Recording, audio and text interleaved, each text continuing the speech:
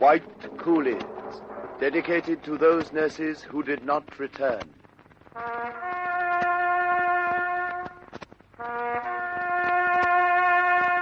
Sister Davis. Missing. Sister Hempstead. Missing. Sister Gardam. Missing. Sister Raymond. Missing. Sister Jeffery. Here.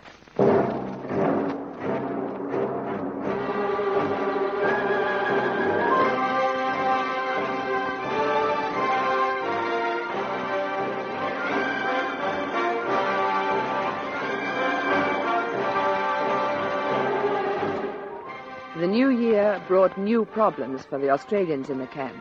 We had clothing trouble. Our shorts were still quite whole, but our suntops were falling to pieces. Originally, we made them out of curtains, lampshades, and old pieces of rag thrown on the rubbish heap. We managed to keep our shorts looking fairly trim by always folding them and sleeping on them so they had a crease. And I had managed to make a couple of tops from a voile dress, which was called Miss Livingston, after the kind Englishwoman who'd given it to me. But the situation was grim. Is anyone using the needle? I am, Trot. I won't be long with it. Oh, poor thing's getting so blunt, it's hard to get it to go through the stuff. Well, can I have it after you, Reen, or is anyone else before me? Well, I'm next, Trot. But you look as if your need is greater than mine. What happens if you let go the bit you're holding? Oh, I'm indecent, Jeff. Have you got a thread? Yes, thanks, Reen. I pulled one out of the old piece of sheeting. Oh, heaven knows what we'll use when that bit of old sheeting gets out. There we are. Let's fix it. You know, I'm really wearing a series of darns. There's no material left in this suntop. Here you are, Trot. There's the needle. Thank you. Oh! What's happened? I dropped it. Oh, no. Oh, dear, where did it go? Oh, wait a sec. I'll look. It can't have gone far. Well, it's so rusty, it'll be hard to see. Oh, I am sorry. Is this it? Oh. Oh, no, it's only a splinter of wood. Oh, how infuriating. Oh, if it's gone, we are in the soup. It's the only one. Oh, where can it have got to? They roll like mad. It's probably way over here. What's going on in here? You lost something, or is it a new game? You all look very comical, crawling about on all floors. We've lost the needle. Oh, no. I was just coming to get in line to use it. Oh, where did you lose it? Well, if we knew that, we wouldn't be looking for it, silly. Oh, I mean, where did you drop it? About here. Well, they bounce like anything. Could be anywhere. Could be right over here. Or... Now what? Shorty, what's up? Something's bitten me. Oh, where? What bit you? Oh, this is dreadful. I can't let go my suntop. Shorty, stop that noise. Oh, stop hopping about like that and stand still and let's see. If you don't keep still, I'll clock you one. Now, where is it? Oh, it's on my foot. Oh, it's like fire. Oh. Sit down on the floor and let's see. And for goodness sake, shut up. Here, get this around her leg as a tourniquet. Right, now what is it? Oh, it's my suntop. Now, keep still, Shorty. Oh. I can't see anything. Where is it? On the ball of the foot or... Oh, it's on the heel. Oh, wait a bit. I'll just... Shorty! Oh, Shorty! What is it, Jeff? She's found the needle. Oh, how clever. Where is it? There, see? Sticking out of her heel. Oh, is it broken? No, safe and sound. Now, hang on, Shorty. I'll borrow Mitz's tweezers and pull it out. Oh, thank goodness it isn't broken. I don't know what we would have done. Oh!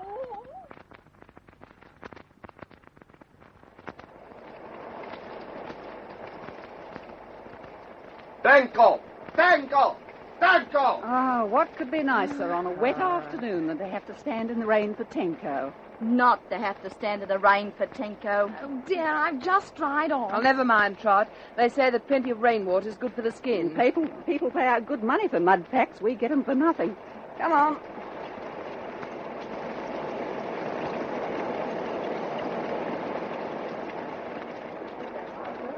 Hello, Mrs. Brookhouse. Lovely weather for ducks, isn't it? Good afternoon, Sister Shorty. What is this for ducks? Hello, Mrs. Brookhouse. You look very smart today. Oh, not smart, Sister Jack. Yes, you do. You know, it's a joy to see you people at Tenko in the afternoons. Why is this so? Well, you always change into a frock and have lipstick on and snappy hairdos.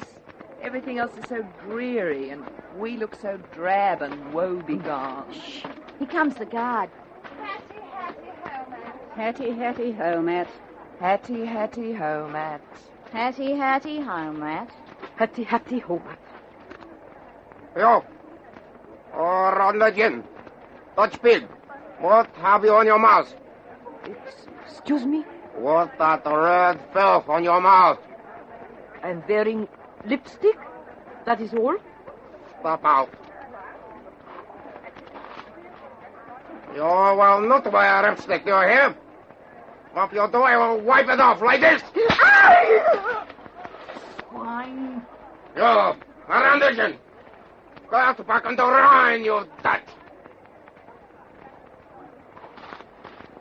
You. Stand up on your feet. You. Roll when I pass. Another with the fancy mask, huh? Are you hurt, Mrs. Brookhouse? Oh, my lip is cut. It is nasty. Oh, here, let me help you up.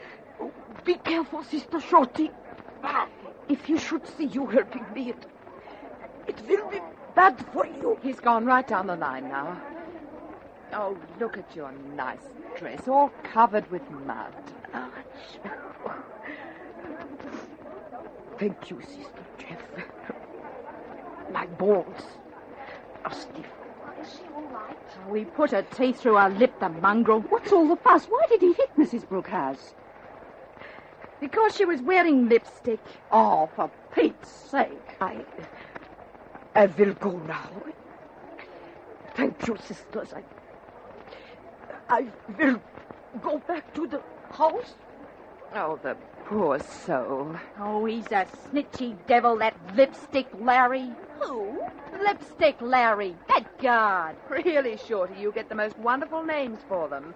Fifth columnist, and now Lipstick Larry. Oh, let's get back to the house. I put some of our eating bowls out to catch the rain. They ought to be full now. Oh, good. I could do with a drink of water.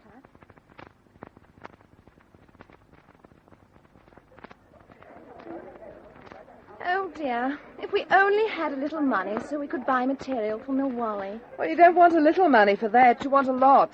Del, I'm glad you've had an order to make a mahjong set. What do you mean an order? Our Dutch family want to buy it. Del said there are quite a lot of people want them, but they take so long to make. You mean they'll get paid for them? Well, they're not making them for love, I can tell you. Some of the English women want chess sets and dominoes. So the two girls have quite a business set up. What can we do to earn an honest penny or two? Oh, I don't know, Reen. We'll have to think something up soon. Hello, children. I have news. Hello, Mitz. What's happened, Mitz? We are to be inspected by a big shot from Cyananto. Cyananto? Oh, of course, Singapore. You know we're not allowed to say Singapore, Jen. Oh, blow them. It's still Singapore to me. When is this inspection, Mitz? The day after tomorrow, they say. The guns say boo. The what? The guns say boo. What is it? It's a very high Jap official. Say boo is right. Is he going to bring us some decent rations and some clothing, I wonder? Oh, don't be silly, Jeff. Anyway, we're to clean up the camp. Why us? I don't know, but we're to cut the grass, tidy the wood heap, smarten up the fireplaces, see the drains are clean, and sweep the roads. Well, really? And on the day of the inspection, we are not to wear suntops. Well, that counts us out. What are we supposed to wear, may I ask? Oh, our uniforms, I suppose. Not on your life. I'm keeping mine to wear home. I'm not ready for any gun goes poo in it. Nor am I. Well, what do we do? Wear suntops. Oh, we better have an early night, kids. We have to start at the crack of dawn in the morning. The next morning dawned hot and sticky, and after a hurried bowl of rice, we all assembled outside to be told which of our duties we had to start on. The rest of the camp was still half asleep. This is the quietest I've ever known the camp. It's nice, isn't it? It must be because it's so early. You can hear the birds. Usually you can only hear the endless chatter of women. Here comes the guard. Oh, Lord, it's Lipstick Larry. What bad luck. Where are the rest of the White Coolies? The other Australian sisters are finishing their meal. They'll be ready to work presently. They will come now. Catch them. Certainly. You will start to cut grass. What with? Don't ask questions. Cut grass now. Cut others. Go. Monte. Sakui. Come back. Yes. You will go more quickly. Now go. You answer. You and you. Where you stand? Get walking. Hello, Mitz. You all ready for the big day's work? Everyone better get a move on and get outside. Lipstick Larry's on duty, and I think he's madder than usual. Our first job is to cut the grass. Come on, kids.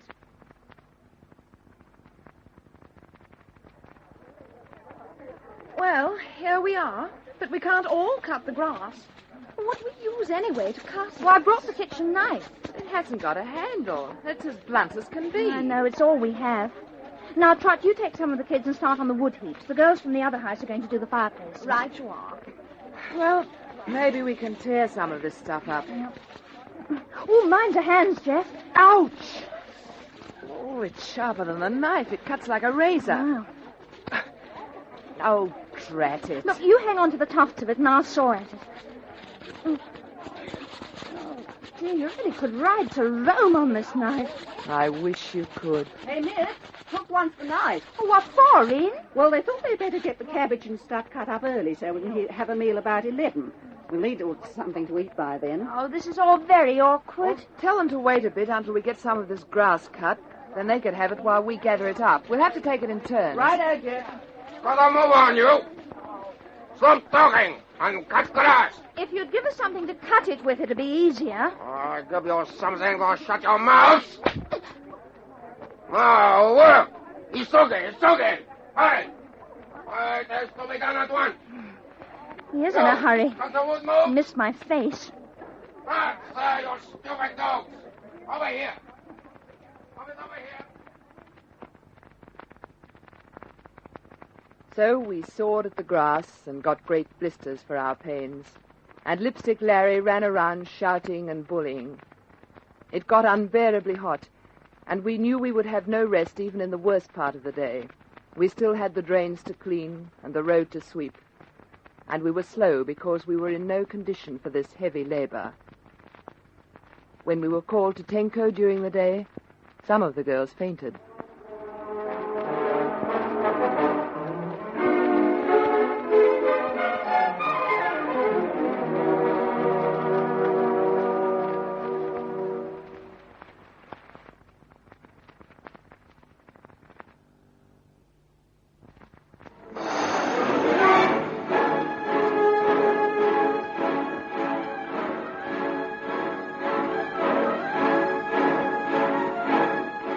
In the full heat of the afternoon, Lipstick Larry handed out brooms made of a sort of split bamboo tied together at the top, making a handle that was guaranteed to make first-class blisters. We were set to sweeping the road at 10-minute intervals through 24 hours without a break. At one stage... What are you roofing for? Keep sweeping. Well, it must be done quickly. Aisuke. Hurry. Keep. Not moving. That little monster doesn't stop shouting, I'll scream. Oh, my back's broken. There's only one good thing to be done with this broom. What's that, Shorty? Lock Lipstick Larry over the skull. I've got to take a breather. I can't work like this in this heat. If anyone wants me, I'll be sitting there over on that log. We'll keep knit and call you if Lipstick Larry heads back this way, Iole. Thanks, kids. We can take it in turns to have a spell. Oh, there's Mrs. Brookhouse going over to Iole. And maybe she'll sneak us something to eat or a drink of water. Well, they haven't got any water. It's off throughout the whole camp, even House 14. Oh, Lord, I never knew this road was so long. Oh, so dirty. We've still got the drains to do yet. Oh, I don't know about you, Jeff, but I feel weak in the knees. We can't do this kind of work on the food we get. Surely they must realize Look out. that. Here comes Lipstick Larry. Iole, quick. You, what's the hurry? What are you doing? Oh, what's it look as if she's doing? Good heavens. He's running at her with fixed bayonet. Oh, Iole, quick! I will teach you a steady beat to sit when I tell you to work. Come on, Kato Bobby. Sakoi. Toista nu des. Annatava tamini narimasta. Oiva. He's dropped his rifle. Well, why doesn't Ioli run? She's probably too tired. Sukanuki. What on earth's he at now? Oh, he's knocked Mrs. Brookhouse out of the way. He's grabbed a wooden spoon. I'll do this. Oh, look at the mongrel. He's beating Ioli with it. You know this. Hey, stop it!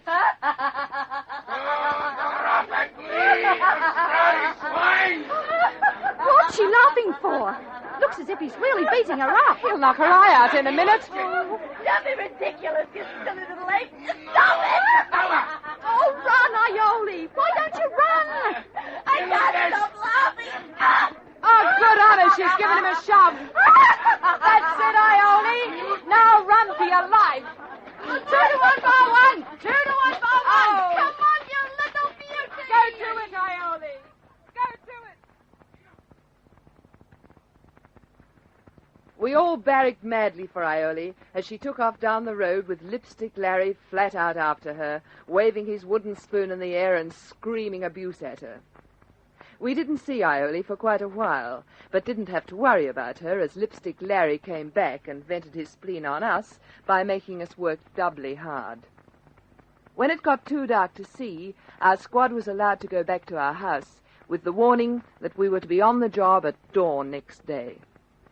Ioli came in and told us what had happened. Oh, what a day. I've never felt so tired in my life. That's nothing, Wen. We've got another day of it tomorrow. You passed out at Tenko, didn't you? Yes. I felt such a fool. It must have been the heat on top of the extra work. Hello, kids. Well, if it isn't the spirit of progress. Are you all in one piece, Ioli? We were getting worried about you. Where have you been? Keeping out of Lipstick Larry's way. He's gone off duty now, so I'm safe. Well, what was happening this afternoon? He looked as if he was beating you with an inch of your life with that spoon. Well, actually, he was so mad that he kept missing me. And the thought of being beaten with a wooden spoon seemed so funny I just couldn't help laughing. Which, of course, had him fairly gibbering with rage. The more I laughed, the madder he got, and the madder he got, the less he hit me. Poor Mrs. Brookhouse, I thought she was going to die of fright. Well, it looked as if you were going to have your brains beaten out and he'd jump up and down on your remains. Oh, well, all's well that ends well. Good night, kids. I'm going to bed. Good night, Ioli. Good night, Barlap. Good night, Elfie. I'm going to hit the hay myself. Good night, kids.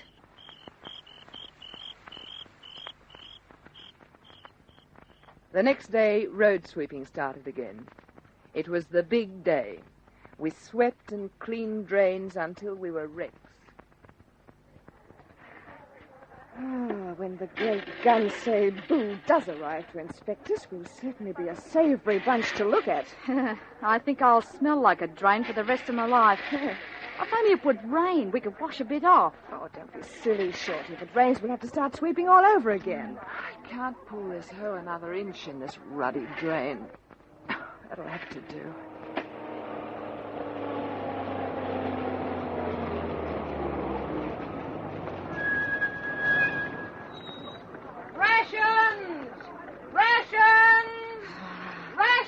It's a fine time for the rations to arrive. Stop talking. Go on with your work. Street must be swept again. If I could use you as a broom, old boy, it'd be a pleasure. Hey, kids, you see what's happened? No, Ioli, what? The rations have arrived, and the natives, in their usual sweet style, have thrown the vegetables, bad bringles, and stinking taugeh on the beautifully clean roadway just inside the camp entrance. They've just left the untidy mess sitting there smelling to high heaven. Villains. After all the work we put into cleaning that road. Well, I suppose we'd better get to and move it. Too late. They're here. Suffering cats. They pulled up right at the heap of rations. Tanko, line up. You are starting. Get in the line. Tanko. Come on, kids. You mustn't miss this. They're depositing themselves within a couple of yards of it. They're staring at it like fascinated snakes. There's nothing fascinating about it. They look as if they're going into a scrum. Here come the two camp commodores. Whoops. They're stopping on the other side of the rations. They're glaring at each other like a couple of snarling panthers. There goes Lipstick Larry to join the scrum. He's even forgotten to count us. Ah, now there's some action. Now that must be the Gansay Boo with all the medals pinned on with safety pins. And Will you get an eyeful of the baggy pants trousers? His offsiders are a motley looking bunch. Look at the one in the shorts. Hey, the gun say boo has spoken. He's looking our way. Straighten up, kids. I think we're about to be inspected. Oh, they better hurry up if they want to see me on my feet. My knees are shaking again. Here, lean on me till they come over, Win. I think we can all relax. He's taken a quick look from where he is, and I think... Yes, he's getting into the car. Well, I'm blowed. All that work, all that sweat, all these blisters, and oh, my aching back. And all for what? Sweet nothing. But the same again tomorrow. I wonder, had they any intention of inspecting the camp? Or was he put off by the stink of our vegetables? You ought to try eating them. They're too good for him. Well, what do? Can we go, or do we have to stand here all day? Let's go and see what happens. Lipstick Larry will soon bring us back if we're doing the wrong thing. We never did find out what the original intention of that inspection was, but the result was precisely nothing. The next event, to keep us from being bored stiff, was the battle of the bedroom next door. Poor Jean Ashton was trying to keep peace between her family of nurses and a wild Irish family who lived in the house with them. Can I come in, kids?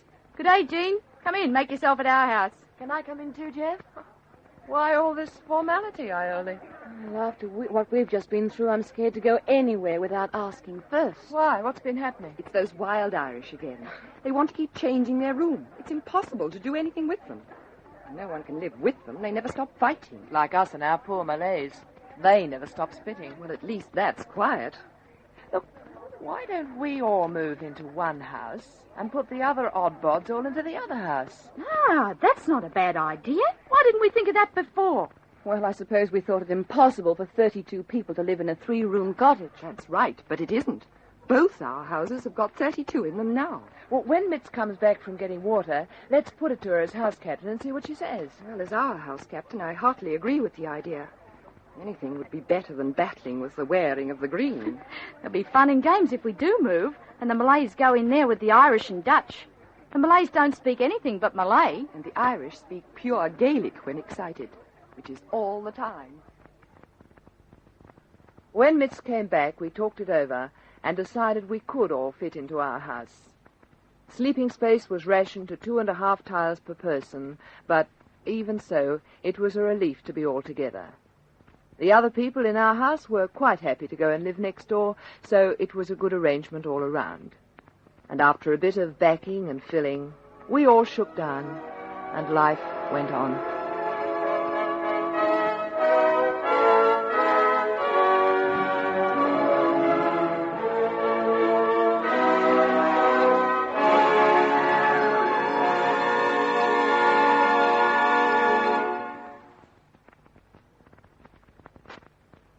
Listen again for a further episode of this true story of Australian women at war.